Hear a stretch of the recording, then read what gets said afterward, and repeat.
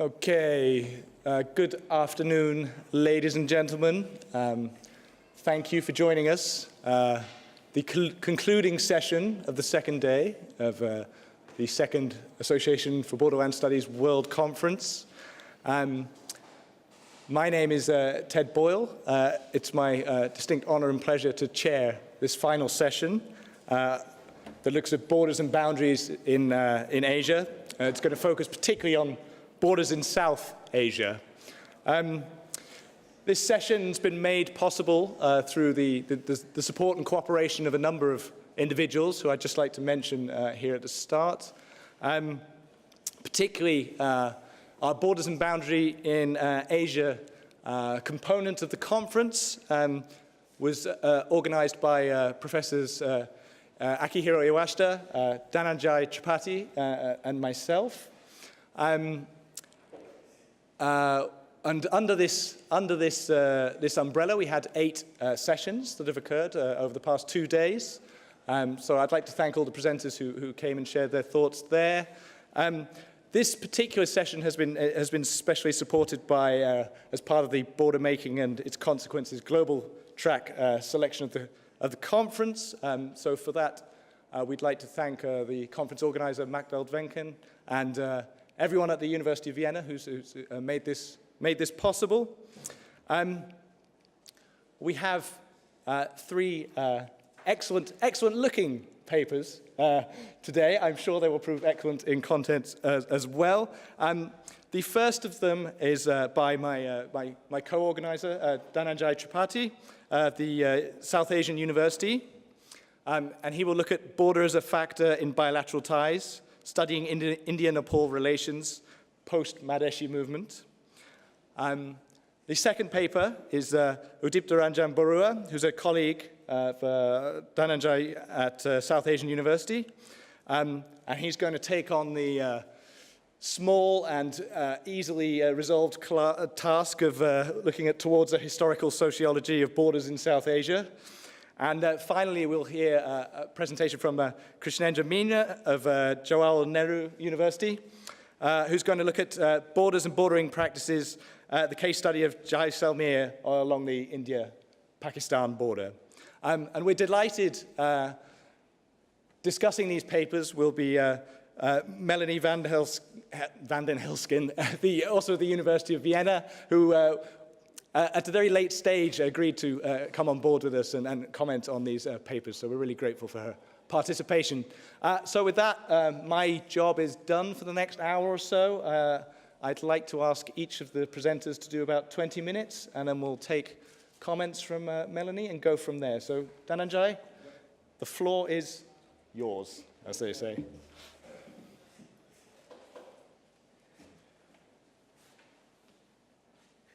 Thank you, Edward, for this very generous introduction, and thank you for organizing this panel. I'm here to discuss about India-Nepal relations post-Madheshi movement in regard to the border, how borders started playing a role between India and Nepal. Generally, if you talk about South Asia and the conflicts, one of the pictures which emerge immediately is India-Pakistan. That's 2 nuclear power, not having a cordial relation, and always having some sort of problems over an issue of Kashmir. But if you look at the South Asia, there's an entire realm of bilateral relationship that has been ignored from the regional academia as well as international academia because of their obsession with India-Pakistan relation. But if you look at different bilateral relationship, you will realize that there is a very interesting patterns. And for a border studies scholars, we can link it with border. We can see how borders are playing a very important role. So generally, it has been perceived that India and Nepal are very friendly countries. Traditionally, they are sharing a lot of things like religion, culture, a lot of things. But we have seen in recent times that a lot of issues are emerging between India and Nepal. And what I'm trying to argue here, that it started with the Madheshi movement. And there was a bit of up and down in this relationship in last like 4 or 5 years. And I started from the period of 2015 when the Prime Minister Narendra Modi visited Nepal, and it was a visit of an Indian Prime Minister after 17 years to Nepal. And he was received very well by that country, and we all know that there was a very devastating earthquake in Nepal, and India offered a lot of help. And there was all like goodwill being generated for India at that point of a time. But something happened in September 2015. And from there onwards, the relationship has deteriorated, and borders, it is an open and a porous border between India and Nepal. I can just go to Nepal. It's so open. I just need one identity card. But right now, after 2015, a lot of issues emerged on border issues between India and Nepal, and that is affecting the relationship as of now. What is the idea of borders in South Asia? I will like to give a bit of focus on that. South Asia is a bit different. We are a post-colonial region.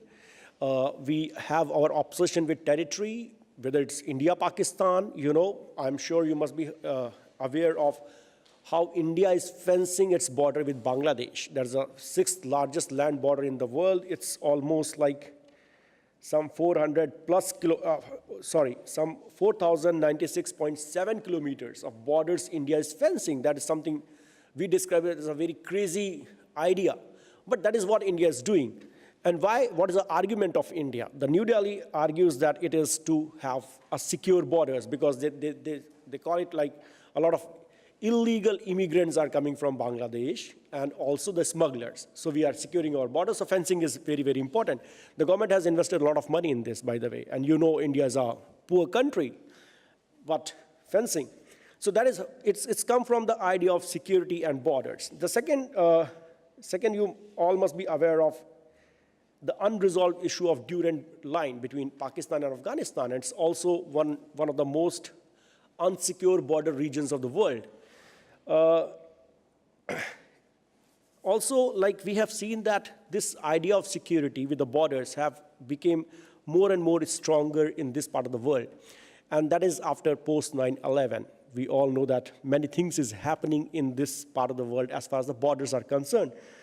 But there was something which was unique about India-Nepal border, and that was a a very easy movement of trade and people across the border. That is something very, very uncommon about South Asia, because if I wanted to come to Europe, it's easy for me, but if I wanted to go to Bangladesh or Pakistan, it's not easy for me, you know. Getting a visa will be a bit of a difficulty. So India-Nepal, in that sense, was a bit of an exception. And there's a history behind India-Nepal borders. It started, who have created these borders? Again, because India was a colony of United Kingdom. So it is the British who have created this border. It started with 1814 with the Gorkha War. There was no discrimination there was no border between India and Nepal before that. And there was a lot of territories of Nepali kings that was in a part of India. But there was a war in 1814, and for the first time, the borders was created between India and Nepal. And the British won that war, and they said that on our terms, we are creating this border. Then something happened in 1857 in India. That was the first mutiny against the colonial regime in India. At that point of a time, Nepali king who was there, Jang Bahadur Rana, he have sensed it as an opportunity.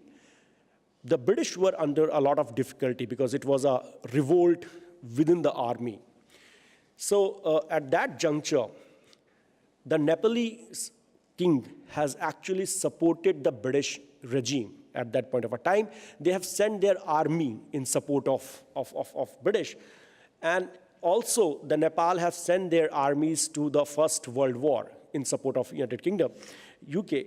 So what had happened? Great Britain at that point of a time. So what had happened that Great Britain started realizing that Nepal is a very good friend.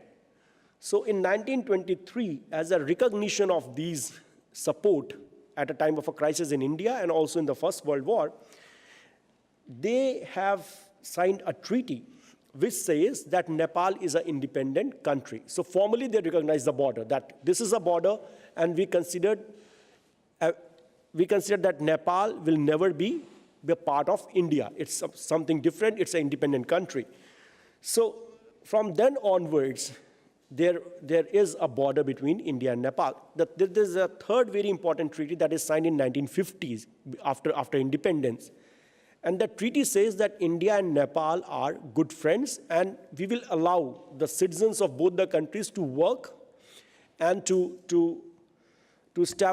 work and free movement for the citizens of both the countries. So it's a unique relationship. You'll find a lot of Nepali people in Indian administrative services, in Indian army, in many other places.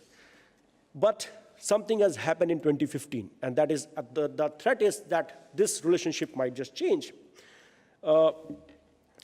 Madheshi, what is the problem with Madheshi? Before I come to the Madheshi thing, I would like to say that India at times have taken advantage of being a big brother. There was a time in 1989 when Nepal started purchasing arms from China. At that particular point of time, Indian government had a blockade of these borders in order to teach Nepal a lesson.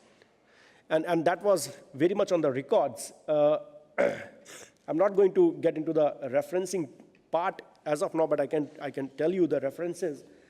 But at that point of a time, the idea was to teach Nepal a lesson, and Indian answer was that Nepal has a treaty with India, a defense treaty with India, and it cannot violate, it cannot buy arms from a third country, because this is a concern for our own security.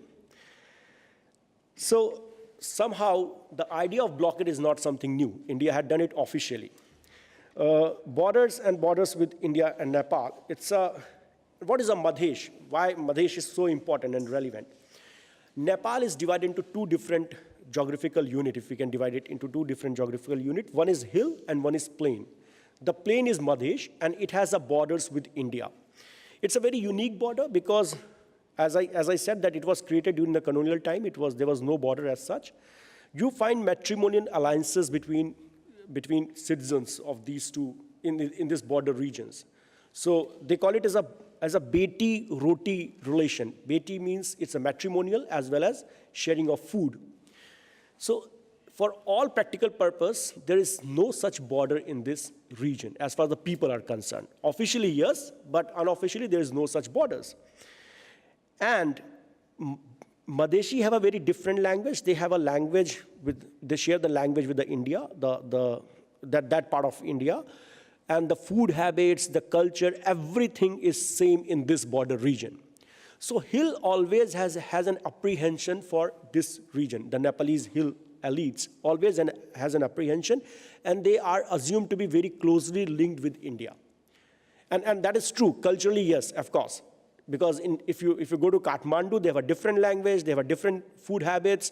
But if you come to Madhesh, it's very, very different. It's very much like India.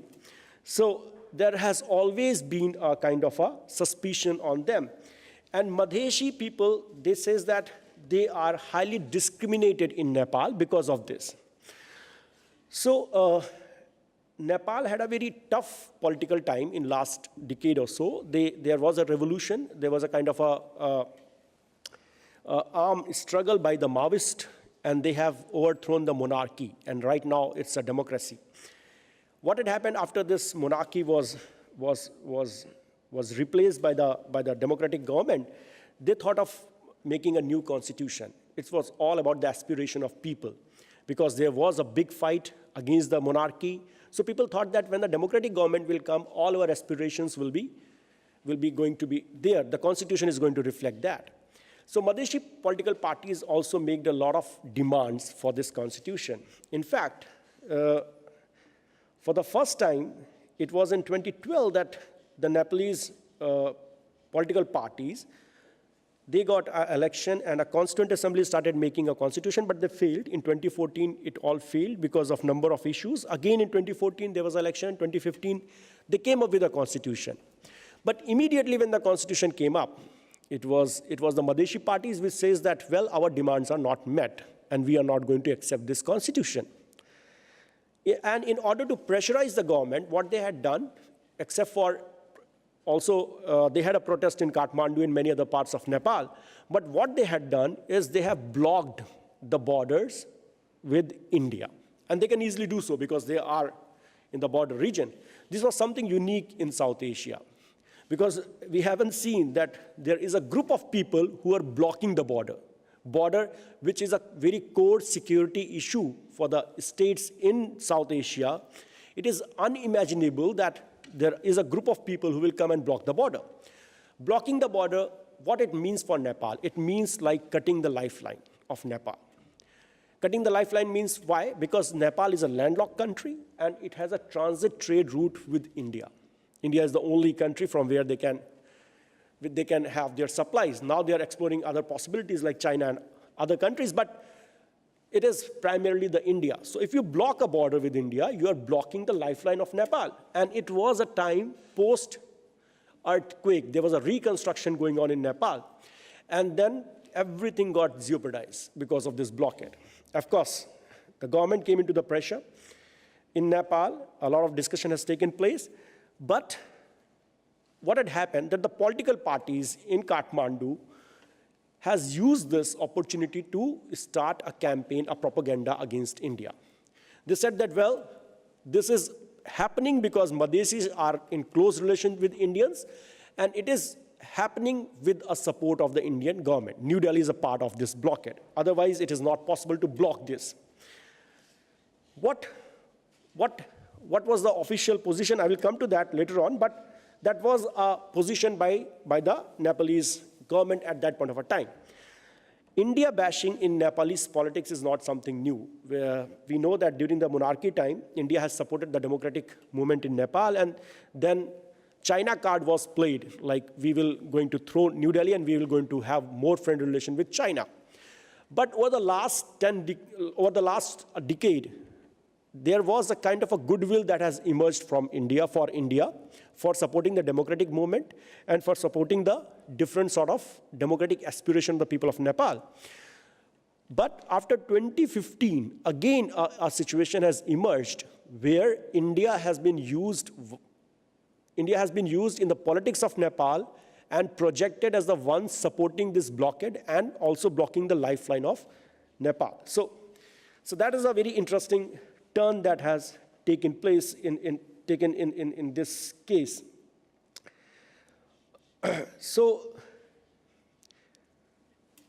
what had happened immediately after that? Immediately after that, there was a Nepalese Prime Minister has visited China and he has said that we are going to have another border or another transit route we are going to establish with China, and we are now going to have import via China. A lot of criticism has been came up that this is not possible because of the distance and many other things. But in Nepalese academia, there is a lot of praise for this. They said that this is like breaking a kind of a dependence on India. Even if not in a practical term, but even if it is somewhat a psychological thing, it is going to help us because we are really very much upset with the way what India had done. So, is India at fault in the blockade? Of course, officially India said that we have nothing to do with this blockade. This is entirely up to the Madheshi people. But unofficially, people says that New Delhi was at fault. New Delhi has allowed it to happen. There are stories about, and I'm not getting the pictures, but there are stories like whenever the protesters have find a trouble from Nepalese border security forces, they came on the Indian side. And when the Nepalese police forces has approached India to really arrest these protesters, India said, no, we are not going to do it. So in a way, it has a kind of a support from Indian side. So what had happened at the end? Today we are in a very peculiar situation. Today we are in a very peculiar situation where India, which has been regarded as a very close friend of Nepal, is now being seen with a suspicion. And what had happened in the Madheshi movement, they have also failed to achieve their objectives. So India, there's a section in the Madheshi community which believes that India has not supported them when they required it. And there is a very strong section in Hill which believes that India has betrayed them. So from the both side, a kind of a border is now emerging up with India. So what is border? And let me conclude this with a conceptual idea of borders. What is borders? And I like to quote it from one of the scholars, David Newman, who have said that, what is border? Once created, border became transformed into a reality, a default situation which impact upon daily life pattern and social modes, determine the parameters of exclusion and inclusion, and create the category through which social and spatial compartmentalization is perpetuated. And border is a kind of a thing which is in our mind. So here is a situation now emerged between India and Nepal, where actually for all official purposes, there is no security issues as far as the India-Nepal border is concerned.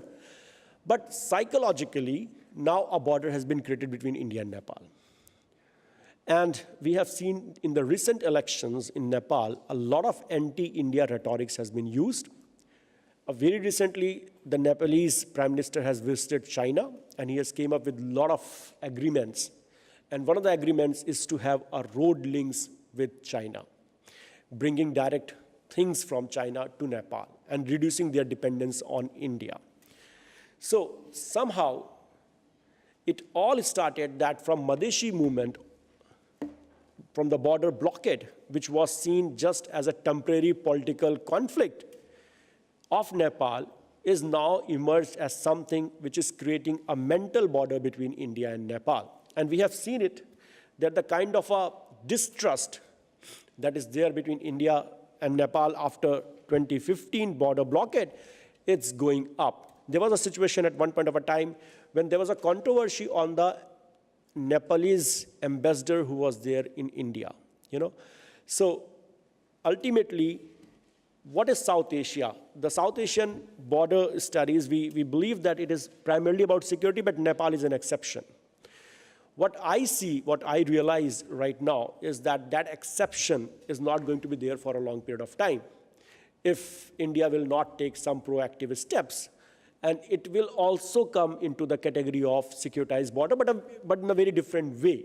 In a very different way. It is not going to have we are not going to have fences or strong border security forces at the borders, but in a very different way, the borders between India and Nepal are going to come up if India fails to take some concrete step at this juncture.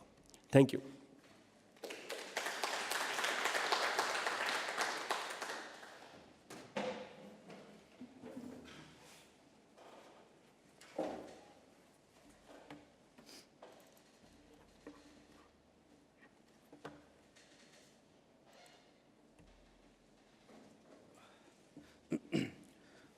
Good evening, ladies and gentlemen.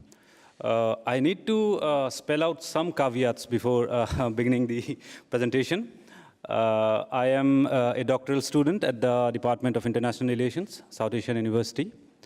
And so said, my research is still work in progress. Being in the Department of International Relations, my interest in this particular topic that I'm going to present today begin with seeing the present understanding of borders with which the discipline of international relations moves. States are the primary actors of international relations, and borders, for that matter, have been seen as strict territorial lines between nation states. So I found that we are mostly obsessed with the present, the over-obsession of academia with the present manifestations of borders.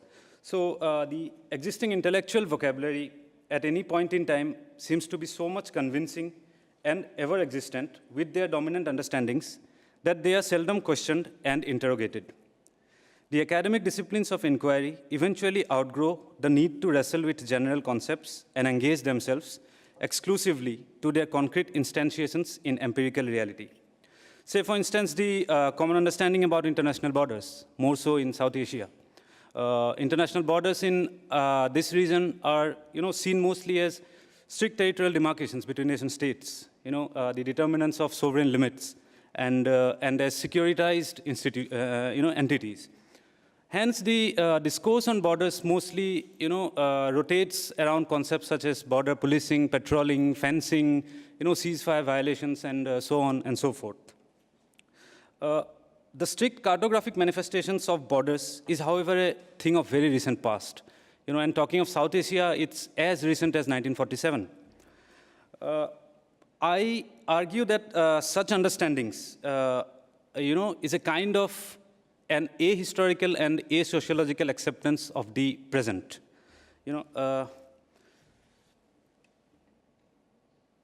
Obsession with the present. Yeah, so I find that, this is a kind of ahistorical and asociological acceptance of the present.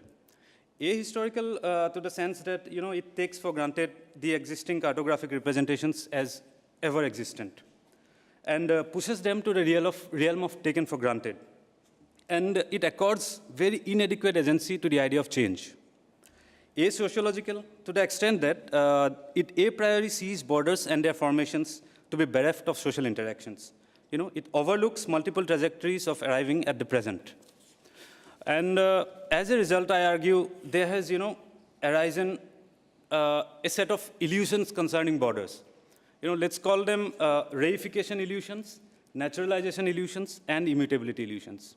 And at this point, I draw from John Hobson and his 2002 work about titled "What's at Stake in Bringing Historical Sociology Back in International Relations." Hobson defines reification illusion as one where the present is effectively sealed off from the past, thereby obscuring its historical sociotemporal context and making it appear as a static, self-constituting, autonomous, and reified entity.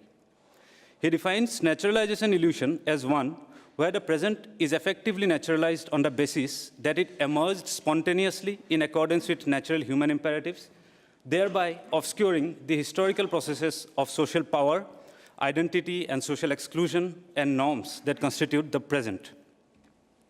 He defines immutability illusion as one where the present is eternalized because it is deemed to be natural and resistant to structural change, thereby obscuring the processes that reconstitute the present as an immanent order of change. And now that I find this sort of illusions concerning borders coming up in our region, in South Asia, how do we then treat it? How do we cure these illusions? So for that, I prescribe a historical sociological approach and with the use of genealogy as a research tool. Historical sociology. What is historical sociology? Here I line up a set of definitions by Theda Scotch-Paul, Philip Abrams, David Smith, and all. To put it in a nutshell, historical sociology is a middle line or a combination of history and sociology. It's different from traditional history. It is different from traditional sociology to the extent that it's prime concern with change and historical context. It is distinct from traditional history because of its concern with social structures rather than recounting the stories of individuals and describing events. So if we take up one of the definitions, it says that historical sociology is a discipline which tries to make sense of the past by investigating how societies work and change. So one more caveat coming out at this point is that my study on historical sociology is still in progress, my study on genealogy is still in progress, and my study on the case is also still in progress. All your comments will be very much welcome, and it will help me deliver a better PhD and a better paper. Historical sociological study for borders because they are manifestations of historico-social alterations that vary across sociotemporal conditions. Looking back to the historical, while at the same time tracing the social, shall be an essential entry point to problematize the present, acknowledge the contingency of the future, and accord agency to the past. What is genealogy? Genealogy as a tool for social science research was, first taken up by German philosopher Friedrich Nietzsche and his critique of representational metaphysics. Then it was also taken up by scholars such as Michel Foucault, Bernard Williams, and others. In international relations, it has been taken up by James Radarian, Jens Bartelson, and very recently by scholars such as Vucetic. Genealogical analysis, in a way, traces how contemporary practices and institutions emerged out of specific struggles, conflicts, alliances, and exercises of power, many of which are nowadays forgotten. Its aim is to trace the struggles, displacements, and processes of repurposing out of which contemporary practices emerged, and to show the historical conditions of existence upon which present-day practices depend. This begins by identifying a present-day practice that, although taken for granted, is, however, in certain aspects problematic, and then traces the historical specificities that shaped such practice. It aims to trace the forces that gave birth to our present-day practices and to identify the historical conditions upon which they depend. Thus, by opening up the present to critical scrutiny of the past, genealogy may then cure the reification illusion. At the same time, by tracing the struggles, displacements, and processes of repurposing, out of which contemporary practices emerged, and showing the historical conditions of existence upon which present-day practices depend, genealogy then may treat the naturalization illusion. And third, by establishing the contingency of the present and the openness of the future, genealogy denounces the omnipotence of the presence and might cure the immutability illusion. There can be various ways of approaching these genealogical sites. For this paper, I have taken up the case of the erstwhile Ahom kingdom in present-day northeastern frontier of India. And I take up some of the concepts of Alexander Wendt and his landmark work, The Social Theory of International Politics.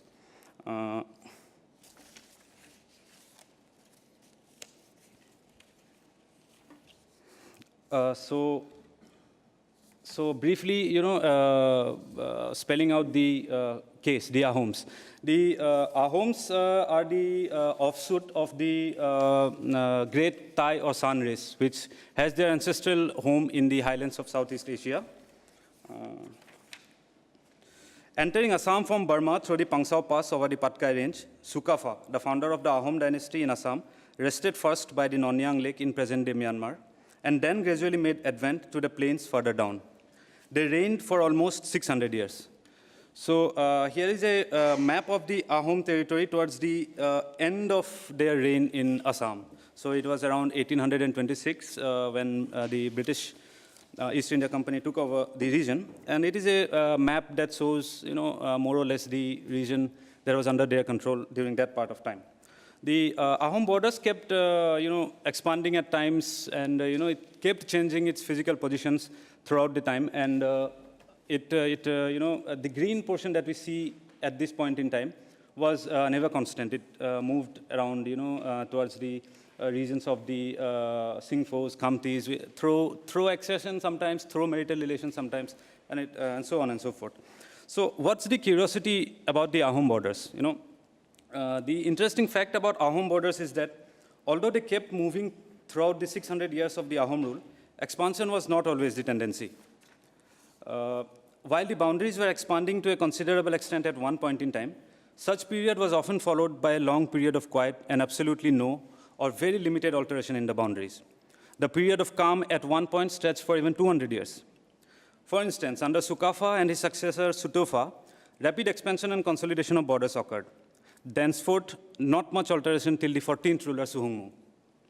These specificities draw attention towards the fact that there are some sociocultural and politico-economic conditions that shaped the alterations in borders.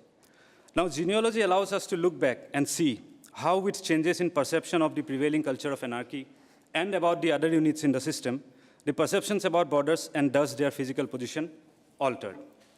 At this point, let us spell out these concepts that I bring from international relations. Anarchy. So anarchy here is a situation where there is no higher authority to discipline the units in a particular international system. And I draw from Hobbes and his three cultures of anarchy, Hobbesian, Kantian, and Lockean. To put it simply, Hobbesian anarchy is characterized by a perpetual state of possible war. The position assigned to the other units in the system is that of enemy. The tendencies are revisionist with no respect for the sovereignty of the other. And there is always a tendency of the self first. Lockean anarchy is comparatively less hostile than the Hobbesian situation with possibilities of minor disputes. Position assigned to the others is that of rival. Sense of respect for the sovereignty of the other exists. Kantian is a very pacified format, and it sees the other units as friends. Pacific settlement of disputes and collective security and cooperation are the order of the day. So bringing these concepts into borders, how these anarchy and subject positions assigned to others can shape borders.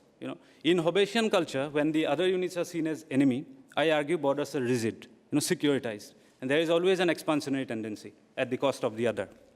When the anarchy is perceived as Lockean, the other units are seen as rival. We see there are minor disputes and more or less peacefully solved, border issues. And then finally, Kantian, that is a friendly state of being, fluid and porous borders, collective security, and others. So formation and alterations of Ahom borders, some instances. So I take up particularly 3 instances because of lack of time. And about the Hobbesian structure, Hobbesian perception of anarchy. Say in the year 1513, when during the reign of the ruler Suhungmung, which I had talked a few minutes back, the neighboring Chutia kingdom made a deliberate attack on the Ahom territories. And as a result, the calm of the border was shattered, and the perception of anarchy in a way shifted towards Hobbesian. The other unit at once was seen as an enemy. The Chutia kingdom was seen as an enemy. And there arose an essence to, sustain the sovereignty. And therefore, the, need to shift the border further eastwards, which led to a war with the Chutias, and finally, shifting of the border, securitized border to the further eastwards and covering the Chutia kingdom. And then say when there was a period of Lockean understanding, the periods of calm, which kept coming up intermittently. There were no significant alterations in borders because the other units were seen not as much, as enemies. They were seen as rivals. If you attack me, fine, I secure my borders and we carry on therefrom.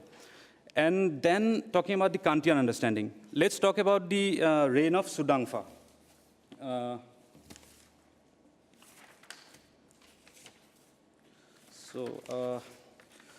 During the reign of Sudangfa in the year 1523,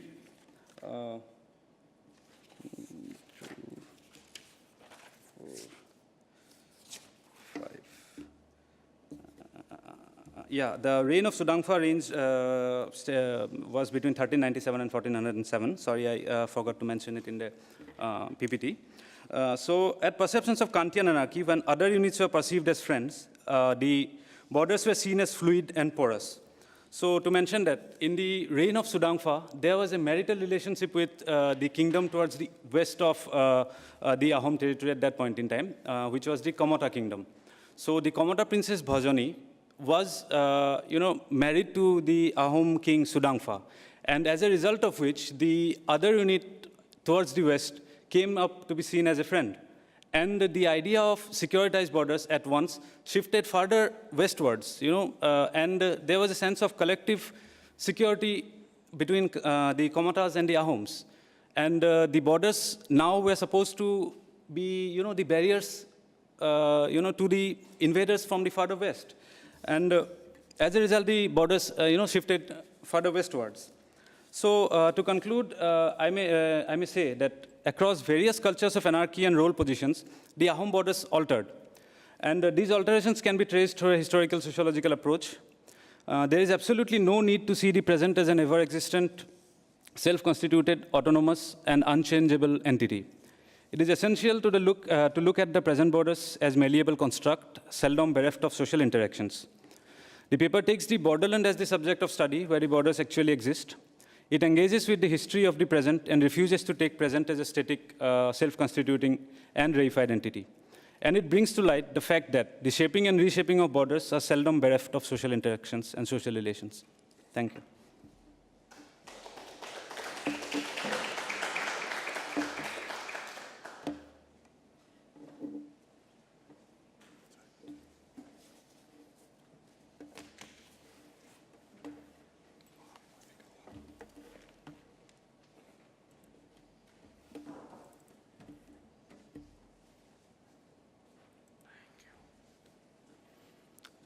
Good evening.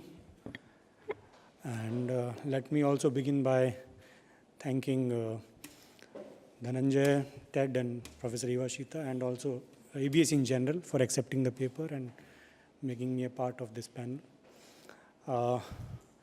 As you can see, I am focusing, both of them are focused on the north and northeastern border of India. I'll focus on the western part of India's border. That is a border which abuts Pakistan. In South Asia, it is considered to be the arch rival of India. And there is a lot of antagonism between these two states, or at least the state apparatuses are antagonistic to each other, if not the people. So I'll focus on this border, but in this presentation, I'll try to bring out certain aspects which are only from the Indian side, because I conducted this field work in only on the Indian side, because it is very difficult to get access to the other side on this particular border. And within that specific border, a small district has been covered. But the field work was possible due to a grant from the University Grants Commission, that is the main granting funding authority or funding agency in India for universities. Within that, there is this program for university with potential for excellence, and JNU has this status with them, and the university where I work. So they granted this, and within that I work in this project. This project is titled as Border Theory and Globalization, Perspectives from the South. So one of the important aims of the project is to look or to examine whether it is possible to arrive at some conceptual formulations through these fieldworks, through these studies on India's borders, or if it is possible to, in any way possible to contribute to border theory. But largely, the project is fieldwork based. The outcomes may be more theoretically informed, but they will be generally informed from these fieldworks. I've not used many bigger concepts, bigger thinkers, but I've kept it very simple in the sense that there is an acceptance in recent times, or in the recent years, of narrations which emanate from particular border areas.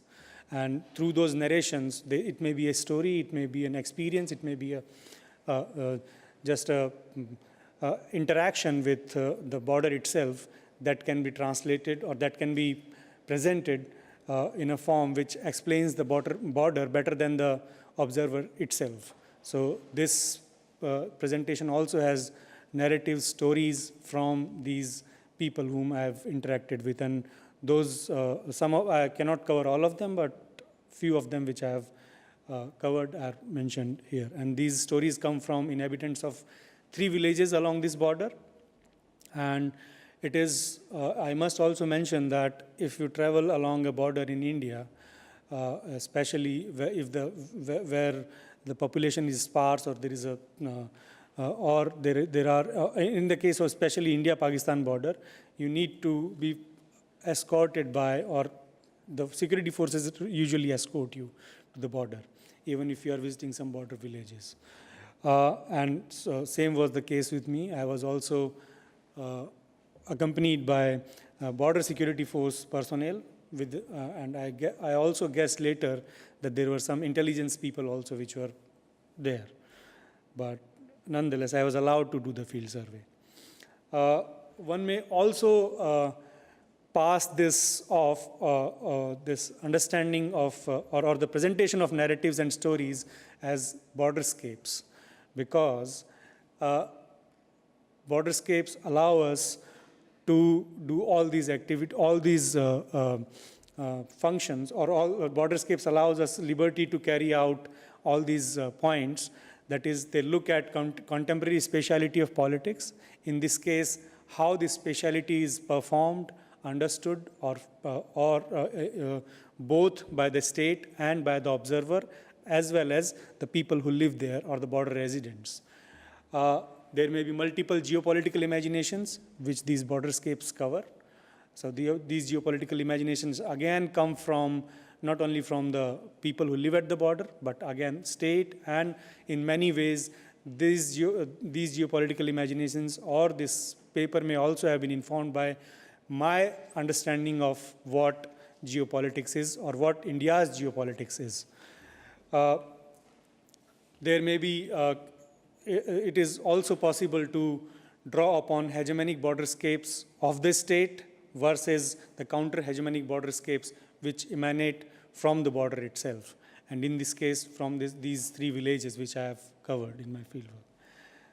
Borderscapes also allow us to look at borders as markers of belonging as well as places of becoming.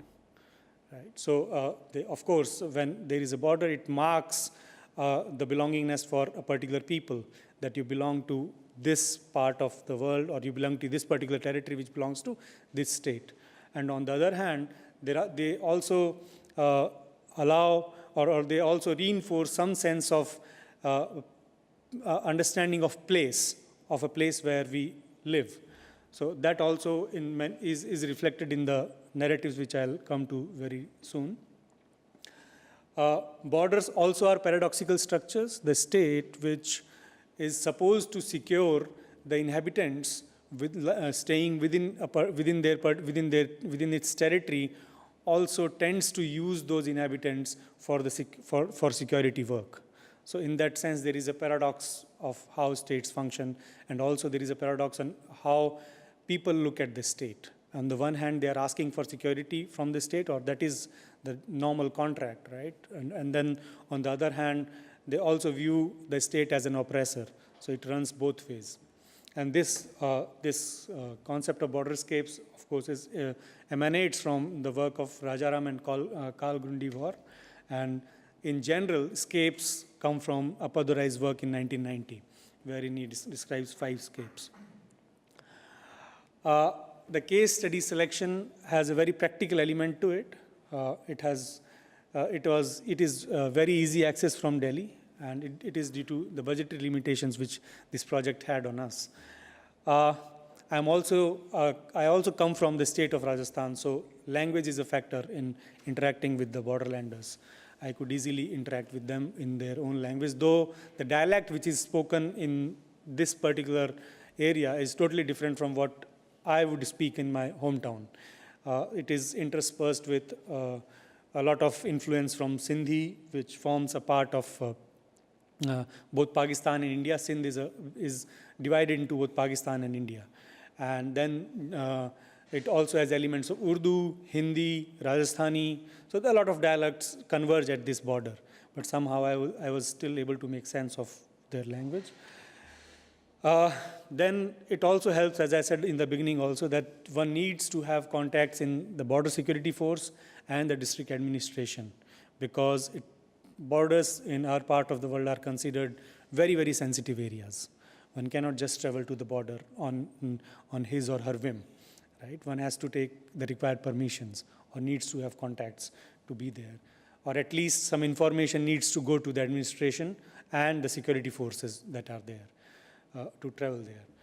Further, there is a low density of population, so I thought there will be less people to cover in my survey. So that was a little bit of convenience, but still, I covered quite a number of people. The border is generally perceived to be peaceful, but so if you look at India's national newspapers, you would hardly find any mention of this border.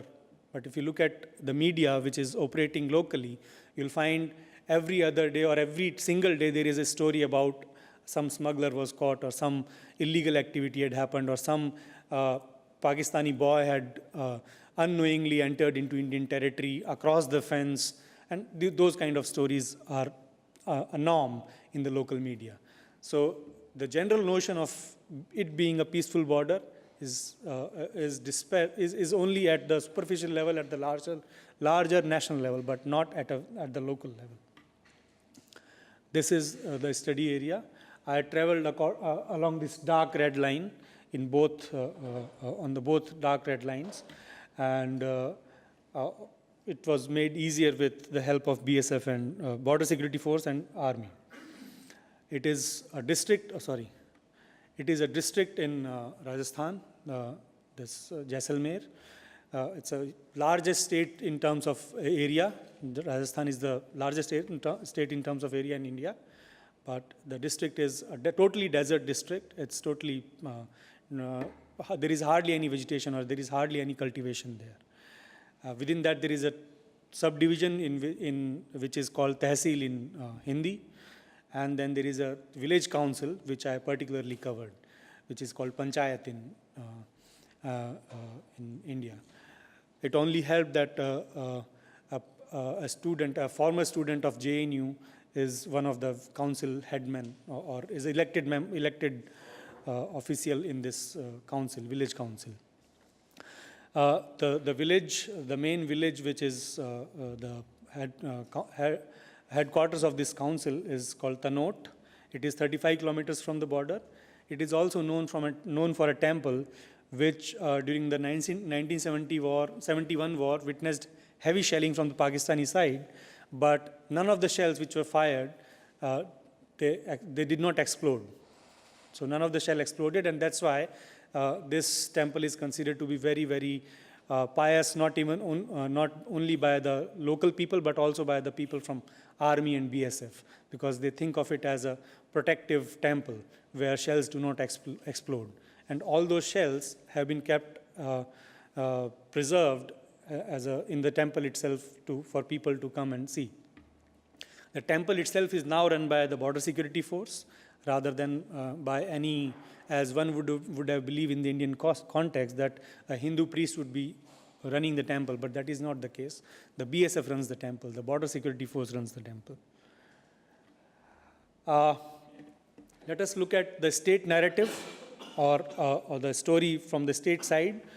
Recently, in the district headquarters, the government constructed a huge war memorial where many of the tanks and very armored vehicles which were captured during the 71 war are kept for display. And there is a sound and light show which runs. There is a theater which runs. There is a documentary which runs about the 71 war. And it actually is a eulogization of what the Indian forces did during this war. And and it is a very recent, I think, no, the flag is not visible. So it is again to instill a sense of patriotism and a sense of nationalism that is the sole intention of this war memorial to be constructed in that zone, because it is normally a very, very outlying periphery of, even in the state of Rajasthan, it is a peripheral district. It is, as I said, it is a totally a desert district, so there is no cultivation and a very low density of population. So such kind of monuments, such kind of installations are built to evoke sense of patriotism and nationalism. This is a victory pillar at the same temple. But I'll quickly come to the villages which I have surveyed. There is this village called, the names may sound very unusual, but still, there is this village called Kuriya Bheri, which is 16 kilometers from the border.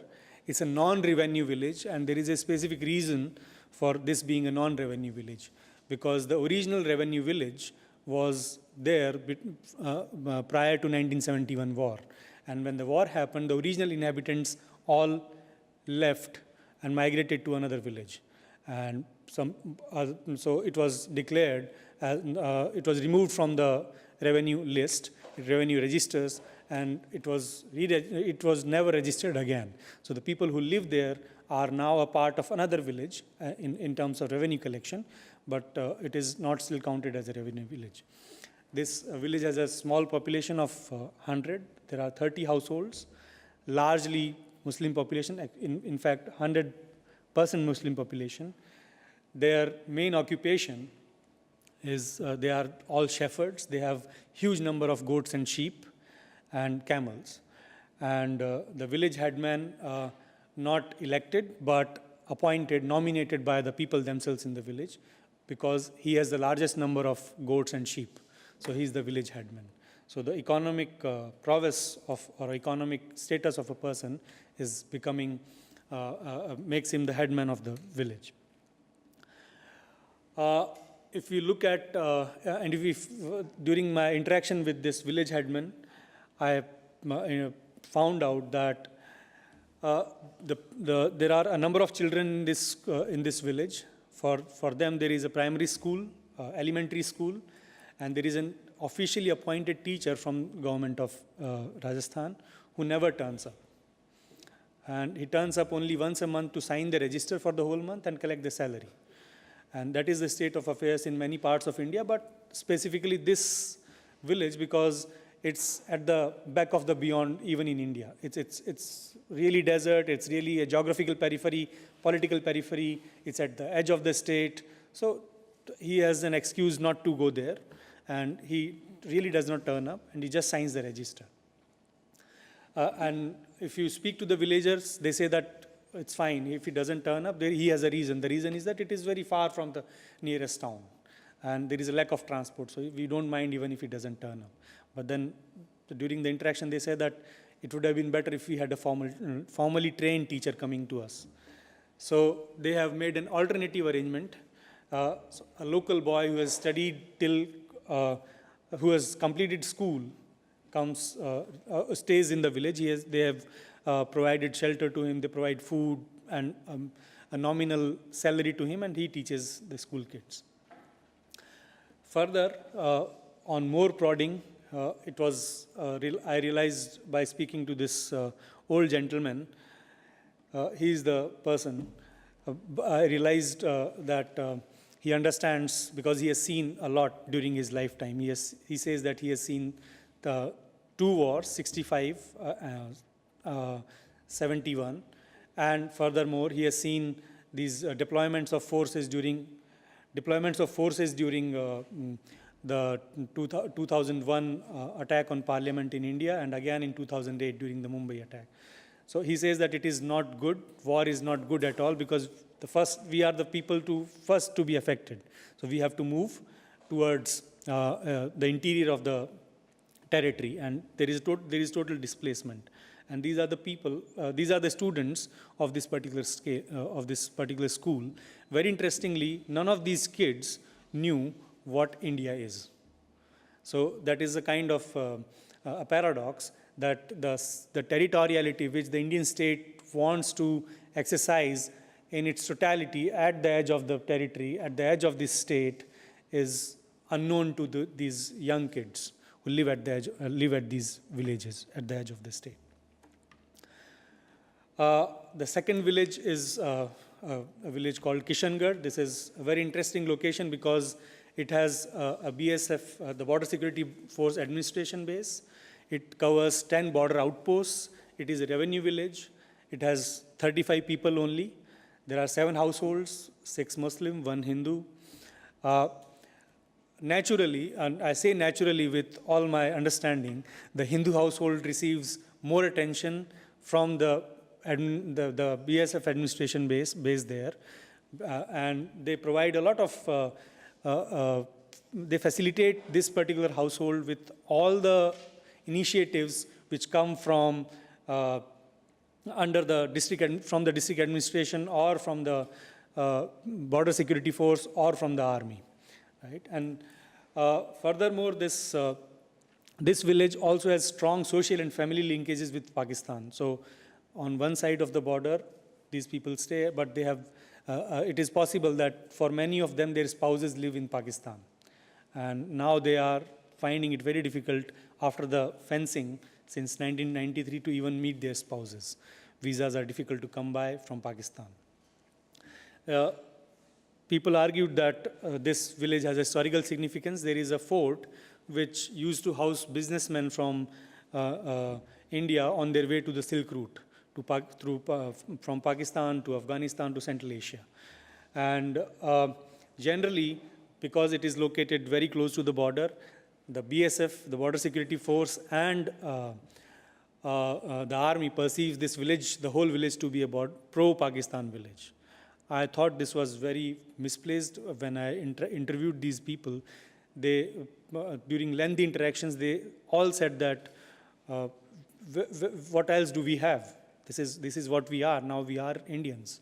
And one cannot question their loyalty. But on the other hand, being very close to the BSF base allows them some benefits. The school runs smoothly. They have they argue that there are the monthly civic action programs run by the BSF and the border area development program by the BSF and the administration run very smoothly here. They have telephone connections, so they can still talk to their Pakistani spouses or relatives from there. But they still are very hopeful that the situation will ease.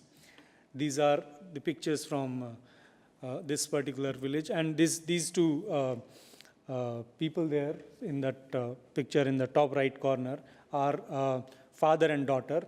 And these two are considered, according to the forces, as they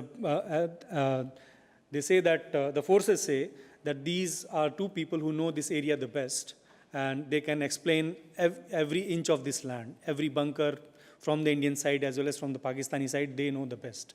And this old gentleman, he used to be the most, that's what the forces told us, that he used to be the most dreaded smuggler during his times, and he has the most important information about what lies on the other side. So in many ways, the employment of these people in informing the state about, or in border work is very much important to the border security force as well as the army.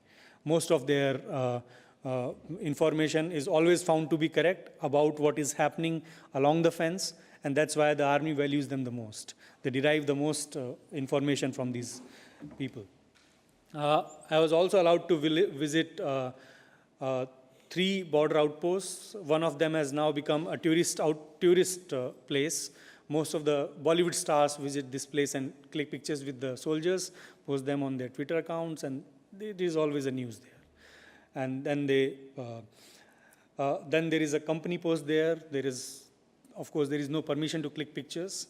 There are quarterly meetings with the Pakistani Rangers company post, and one can see the Pakistani posts also across the fence. I was allowed to visit 2-3 more posts, but I cannot name them. But one is, as I said, it is a tourist spot, and most of the narratives where I interacted with people were pro-India. And because I think that there was also a presence of this BSF personnel which made these narratives pro-India. But on the other hand, I found out that BSF was using their services to carry out their border work. And sometimes they were helping BSF and army to actually find their resources. For example, camels are lost every day in this desert. So they will take the help of these villagers to find them. I would conclude very quickly, as I have been told that there is no time. I would conclude by saying that the peripheral situation of borderlanders actually pushes them towards border work, and which is very beneficial for the security forces. And on the other hand, even after being at the edge of the state, where the state establishes itself, where the state emphasizes itself the most, their conditions are very, very poor for these villagers. Their narratives in many cases were stifled because the border has cut short their narrative of trade, exchange, their movements, their mobility. All of that has been cut down because of the fence. They said that even after 1971, there was a lot of movement, even after the big war. But once the fence was erected, things changed totally. One can also now look at, there is a reframing of this district itself as a hub of solar energy in the Indian continent. They say that now it is becoming a source of renewable energy, and there is a lot of potential for solar energy in this district. And one can understand that there is a divergent borderscaping from the state versus the border. Thank you. This is...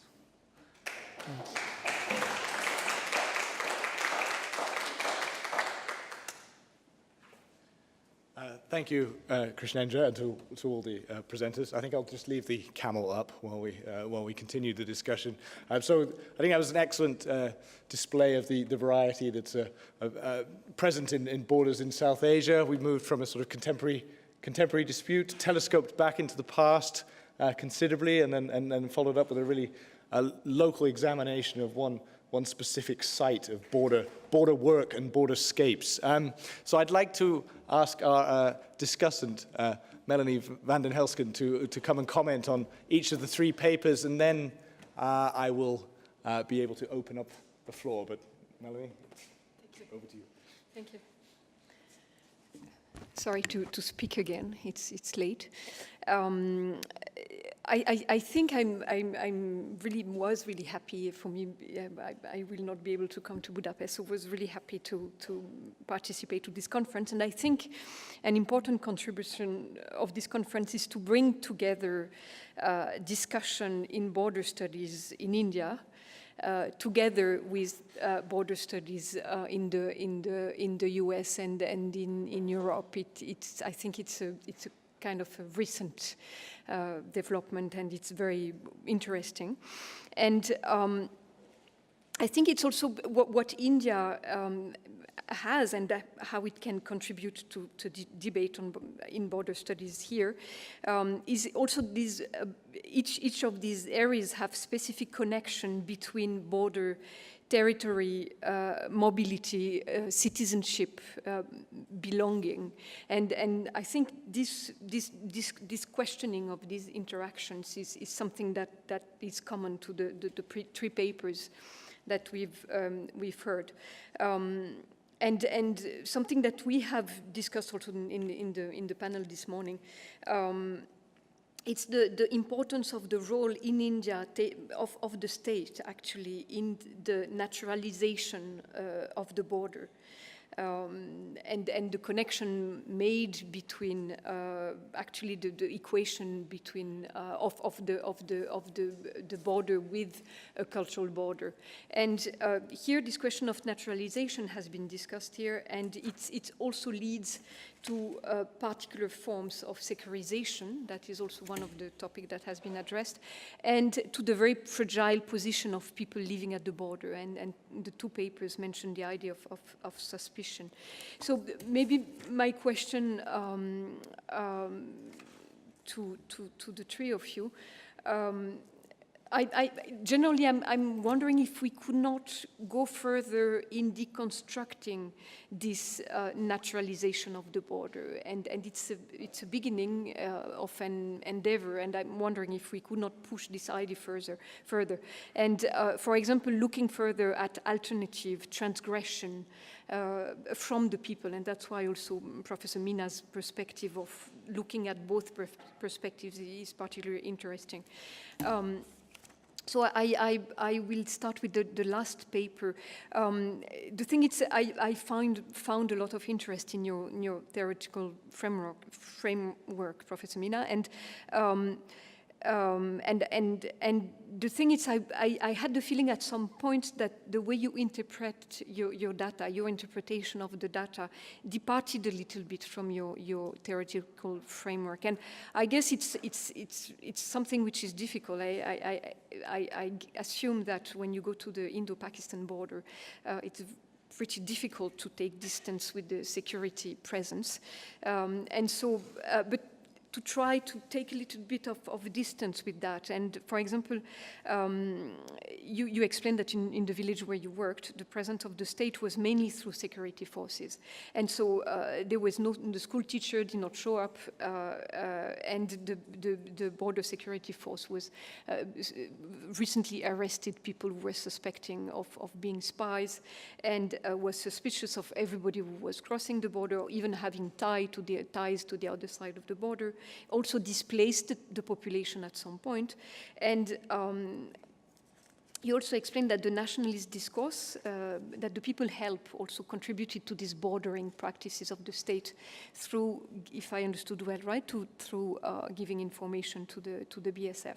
So the thing is, I was wondering if, because at the same time you speak about smuggling, and there was one thing I found really interesting is that when, if I understood well, they appointed themselves, the villagers, a teacher, then the teacher did not tell to the children that they were actually living in a borderland, and did not even mention India. And I was wondering if that would not reflect actually the actual vision of this region by the people, which would be an unbordered area, and also an area where actually having ties with the other side of the border doesn't mean they don't feel Indian. It doesn't question their Indianness.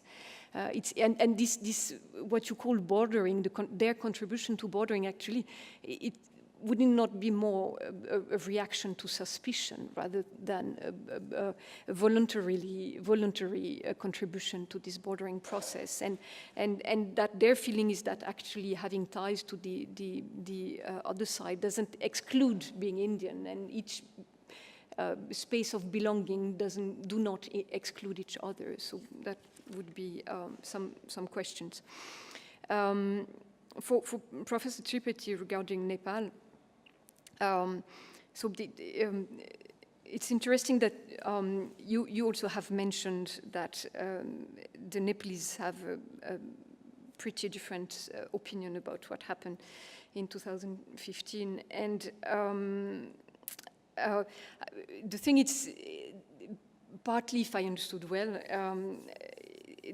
part of these opinions were that actually India fueled the Madheshi movement in order to put pressure on the government of Nepal at some point because of this connection to China and because of they were not so happy with the new constitution of Nepal. So I was wondering if at least, so if I may not wrong, you may tell me. So you looked at it also from the Indian perspective, and but I was wondering if we could not try to understand why the Nepal side looked at this at this event in this way, and actually the fact that the Madheshi are culturally close to India allows the Indian government to instrumentalize them in order to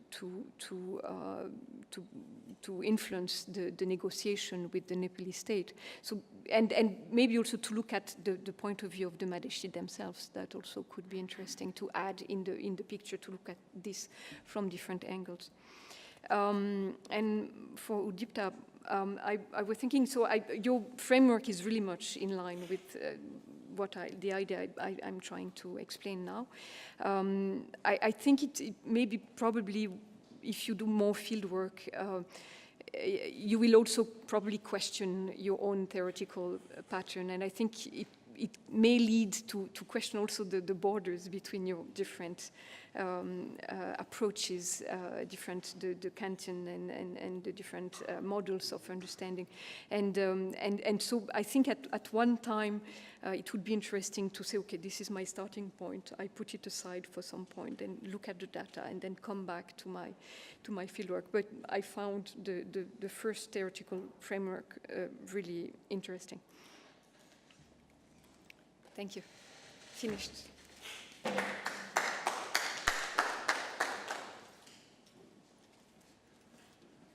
Thank you, Melanie. I will just allow, if any of the presenters would like to respond briefly, perhaps we could, is there something specific you wanted to respond to? No? In that case, I will open the discussion to the floor. As we're on video, we do need to use the microphones, which is looking like a good exercise for myself. So if you could put your hands up. So I'll take 1, 2, 3, 4, okay, 4 in this pass, and then we'll get some responses and maybe go again, okay? So I'll go.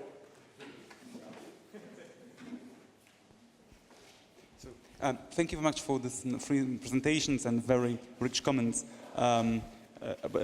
Afterwards, I have one question to each of speakers, but a very short one.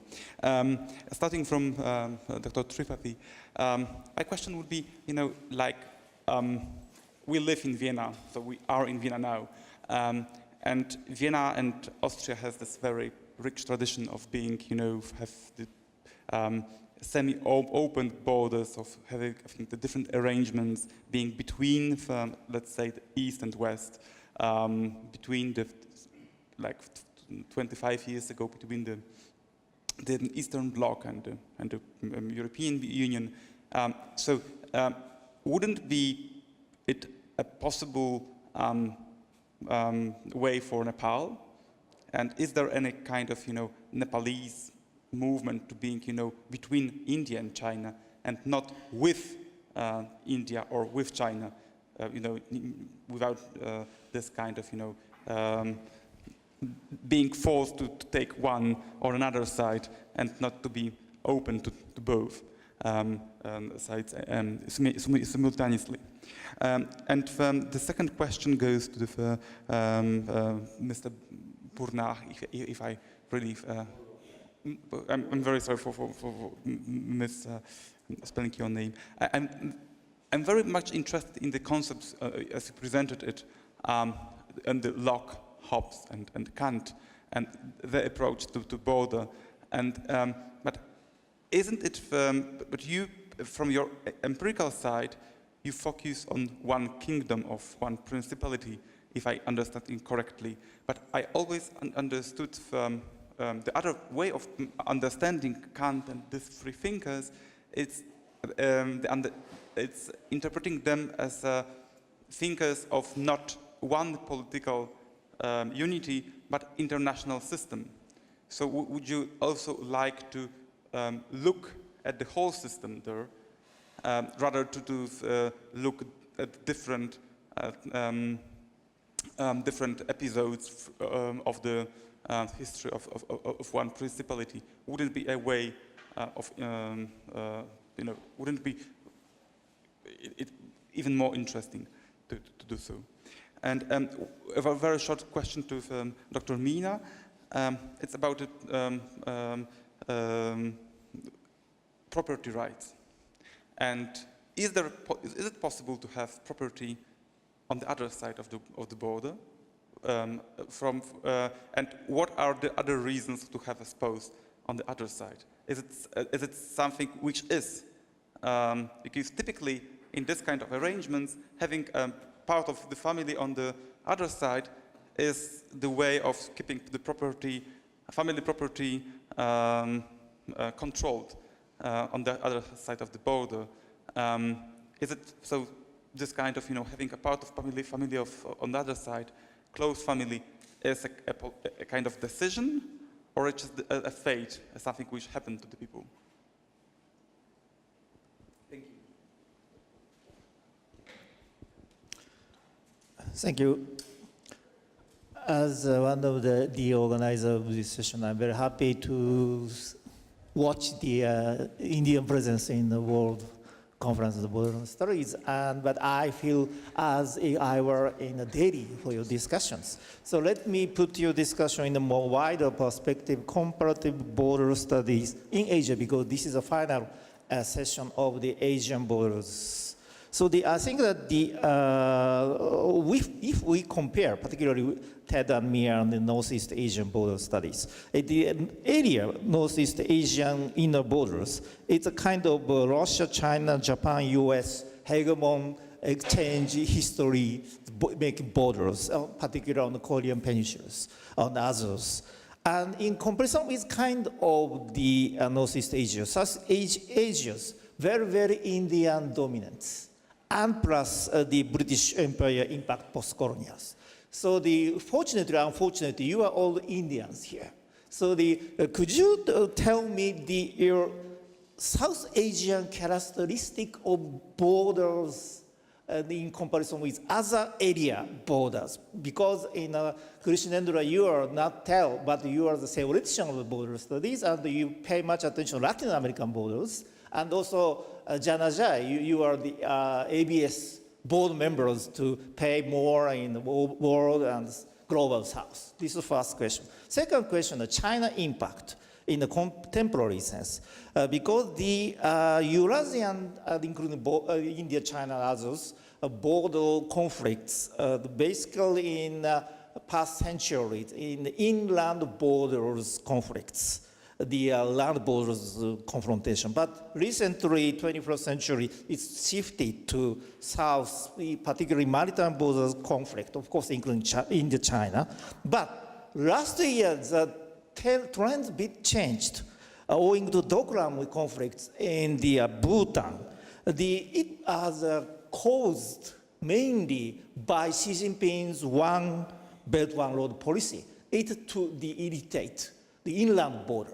Now, I think that the Indian conflict on China completely changed, more harsh than before. Then it's kind of a new phenomena. Is it at the conflict zone and borders in Asia back to more middle or back to the inland rivalry? So I would like you or someone to reply, because I want to put your discussion in more broader Asian borders rivalry. Thank you.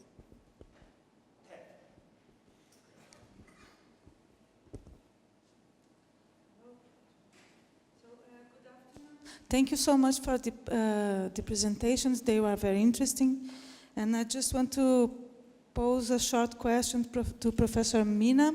I found your presentation very interesting, very, just wonderful. But then I have a question as a researcher from the South also, as you are. I try to find local contents in the border, okay? Local meanings of the border. I believe that we cannot just take the concept of Westphalian border as such and apply it everywhere, even though we know we have nation state and stuff like this. So I see you brought even some theoreticians that are from India, I believe, Ranjan and such. And you gave also some examples, like the temple that became administrated by the armed forces, and also you mentioned lightly this case of this exchange of guards that is so widely known all over the world, with all this spectacle and things like this. So I would like to pose again the question, what are the local contents of the border, going beyond the idea of a line or a region and, the securitization stuff? Sorry.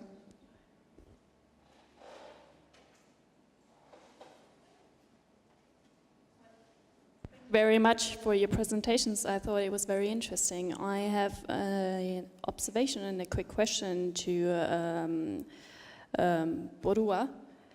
And I think you're onto something with thinking about border through a historical, sociological perspective, and in particular through the processual approach. I think that's something very interesting. And however, in your presentation, especially when you were talking about your case study, you were categorizing the different historical periods according to the three authors you had selected, Kant, Hobbes, and the third one that I just can't remember at this moment. So I'm wondering how this works within this sociological or historical sociological approach, because it seems quite counterproductive to me. So maybe you can comment on that. Thank you. Okay, so that was some rich and detailed questions to which you have a grand total of 4 minutes to respond. So if you could do it as quickly as possible, that'd be great. The question on property, I think the fact that they have spouses on other side has a very temporal dimension to it. Right? As the geopolitical situation between these two countries has worsened, the instances of having these marital ties are decreasing. So when I speak of these spouses located on either side, it is either prior to 1993 or even if after it is 1993, less so after these three phases. that is 1999 Kargil war. So a decrease in number of people getting married in Pakistan, then 2008. So there have been phases where, and it has kept on declining. But even after the erection of the fence, these marriages were happening between the two sides. So, and it also does not largely relate to the issue of property, but it is more about being connected with their relatives with whom they have been connected through centuries. So marriage is one sure way of keeping connections with them or being in touch with them. That is how they perceive it, and that is how what I understood from their narratives. To Professor Ivashita's query, what is so specific about India's borders? South Asia's borders. One, the fact of coloniality, which is now very widely read, understood, and commented upon. But I found that there is a very important aspect about identity which pervades all these borders.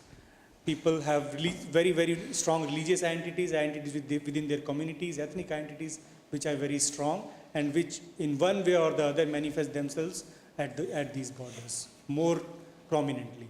The last comment on the Westphalian concepts or the being imported on in South Asia, I think I can cite an example of music, right? So the area which I am commenting upon has a very rich musical tradition, which is spread over both the sides. And it is there are communities which are again spread over both sides and carry out these musical traditions very, very nicely. If you have a chance to look at YouTube, there are two channels which I can mention. One is called the Dream Journey, and the other is called Ajab Sheher, the Kabir Project. So if you look at them, these are the two channels which try to combine the music from both the sides. Right? So, and then there are many other things which can be explained in the context of religion, their religious practices, their rituals, which used to be very common, but okay, I'll stop. Yeah, a very quick responses. Why not with China? What's the problem if Nepal extends its? The problem, there's no such problem. It will be good, but a technical issues has been raised, like Tianjin port, which is 3,000 kilometers from Nepal, whereas Haldia, from where this trade is taking place, is just 1,000 kilometers. So it will definitely, technically, people are raising doubts about it. And they believe that this relationship is coming more because of the post-Madheshi blockade thing. So that's a point. South Asia, Professor Meena has already responded to that. I will add my own idea, and that is security. And why I believe so, because based in India, India shares border with almost all the South Asian countries, except for Afghanistan, but that too is a controversial issue. India says that it shares border with Afghanistan. And what India does, like, it's reflect on the neighbor. So if there is a very strong security-centric understanding of borders in New Delhi, it is definitely going to impact all its neighbors, and they will also securitize their borders. So in that way, New Delhi is the key. I'm not saying that's a very happy situation, but that is the practical part, which I think so. Doklam, China, it's a very big factor. Of course, India is not comfortable with Belt and Road, despite its trade with China.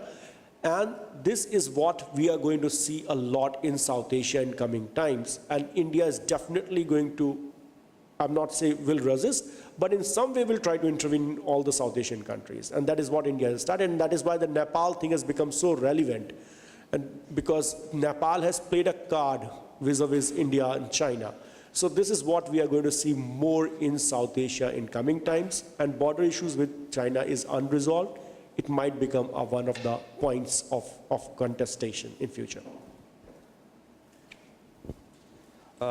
Thank you. I think that was a really interesting entry point at this juncture of my research. Very briefly, I would like to mention that I'll try to incorporate it further, but at this point, I would like to say that it does cover, to some extent, the other actors in the system.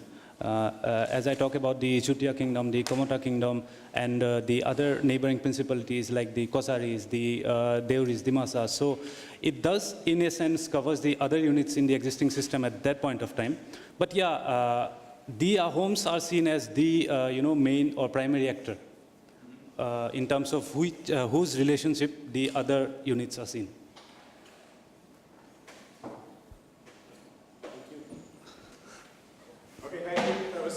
At least excellently brief. I think there are another couple I'm so sorry. Do you want to respond quickly? Okay. So, so I take Alexander Wendt and his understandings of the three cultures of anarchy. And I argue that this can be a way to approach the genealogical site, which is the Ahom kingdom. I don't know if I am able to pass it across, but the thing is, I take it just so as to justify taking up, a genealogical study of the Ahom kingdom. Discuss this on the way to reception. Okay, I think I will have to conclude the panel there. If you could join me in a big hand for each of the presenters and our discussants. And another one for yourselves for tuning to join us at this time at the end of the second day of the conference. So yes, another round. Come on, have some enthusiasm. We'll conclude there. But hopefully we can have a chance to discuss this as we're moving towards the rat house for maybe a glass of something cold. So thank you everyone. Thank you, everyone.